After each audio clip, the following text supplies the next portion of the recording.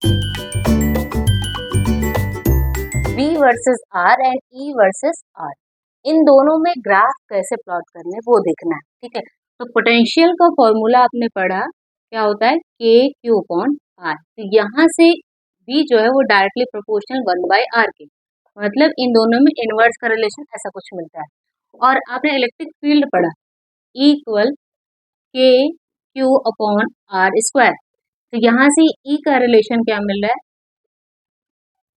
1/r² की directly proportional, मतलब दोनों में ही अगर देखो तो इनवर्स रिलेशन मिल रहा है। ठीक है, अब इसका क्या मतलब हुआ है, जैसे ही आप यहाँ पे ये डिस्टेंस इंक्रीज करोगे, ठीक है, जैसे चार्ज है उससे आप डिस्टेंस और बढ़ाते जाओ। इस पॉइंट पे पोटेंशियल बताना था, फिर और आगे बी पॉइंट पे पोटेंशियल बताना था। जैसे जैसे आप डिस्टेंस बढ़ाते जाओगे वैसे वैसे पोटेंशियल क्या होगी, डिक्रीज करती जाएगी, क्योंकि इनवर्स का रिलेशन, मतलब ए पॉइंट पे पोटेंशियल जो भी होगा वो ज्यादा होगा किसके कंपैरिजन में, बी के कंपैरिजन में।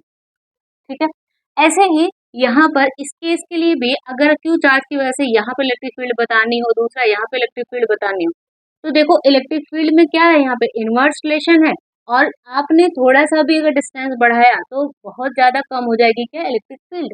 जैसे यहाँ पे इलेक्ट्रिक फील्ड जो होगी वो ज्यादा होगी किसके कंपेरिजन में, बी के कंपेरिजन में। क्यों ऐसा है, क्योंकि यहाँ पे जो डिस्टेंस है वो ज्यादा अमाउंट में है। जैसे यहाँ डिस्टेंस ये R1 होगी या R2, तो R2 जो डिस्टेंस है वो ग्रेटर देन है R1 से, तो यहाँ पर इलेक्ट्रिक फील्ड वीक होगी, यहाँ पर इलेक्ट्रिक फील्ड क्या होगी, स्ट्रांग होगी। ठीक है, तो अगर चार्ज के पास में है तो इलेक्ट्रिक फील्ड ज्यादा है, लेकिन चार्ज से दूर जो होते जा रहे हैं तो इलेक्ट्रिक फील्ड क्या होगी, वो डिक्रीज करती जाएगी, वीक होती जाएगी। ऐसे पोटेंशियल का भी केस है, लेकिन दोनों में यहाँ पर देखो तो ये केवल आर है, यहाँ पे क्या आर स्क्वायर है। तो अगर आपने थोड़ा सा भी डिस्टेंस बढ़ाया तो यहाँ पे इलेक्ट्रिक फील्ड क्या हो जाएगी, बहुत ज्यादा कम हो जाएगी, क्योंकि स्क्वायर है, इसका जस्ट डबल हो जाएगा।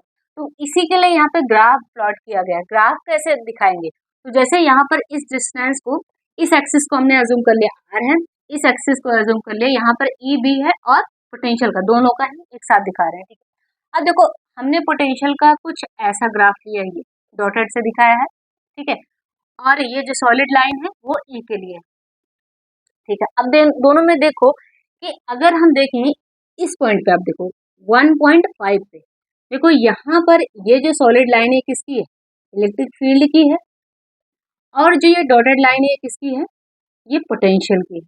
तो यहाँ से डिस्टेंस कितना है हमारे पास, 1.5 डिस्टेंस है। तो देखो यहाँ पर इलेक्ट्रिक फील्ड कितनी हो गई, ये मतलब 0.5 के थोड़ा सा ऊपर, लेकिन पोटेंशियल क्या है और ज्यादा है, 1.0। तो कहने का मतलब यही है। अब देखो जैसे यहाँ पे इस 2 पॉइंट पे आ हुआ, तो यहाँ पे इलेक्ट्रिक फील्ड आप देखो कहाँ पे आ रही है, लगभग ये 5 पे आ रही है, लेकिन जो हमारे पास ये पोटेंशियल है वो कहाँ पे आ रहा है, इसके ऊपर ही आ रहा है। तो कहने का मतलब कि जैसे जैसे आप डिस्टेंस बढ़ाते जा रहे हो वैसे वैसे इलेक्ट्रिक फील्ड भी डिक्रीज करे, लेकिन पोटेंशियल भी डिक्रीज, दोनों ही डिक्रीज कर रहा है। लेकिन ज्यादा अमाउंट में कौन डिक्रीज कर रहा है, इलेक्ट्रिक फील्ड डिक्रीज करे। क्यों, क्योंकि इसका स्क्वायर है डिस्टेंस का, है ना। जैसे जैसे डिस्टेंस आप बढ़ाते जाओगे पोटेंशियल जो पोटेंशियल होगा वो भी डिक्रीज करेगा, और क्या होगा, इलेक्ट्रिक फील्ड भी डिक्रीज करे, लेकिन इसके जस्ट डबल ये क्या होगा, डिक्रीज करता जाएगा। तो जैसे जैसे आप डिस्टेंस को कम करते जाओगे कौन ज्यादा इंक्रीज करेगा, इलेक्ट्रिक फील्ड ज्यादा इंक्रीज करेगी किसके, पोटेंशियल के कंपेरिजन में।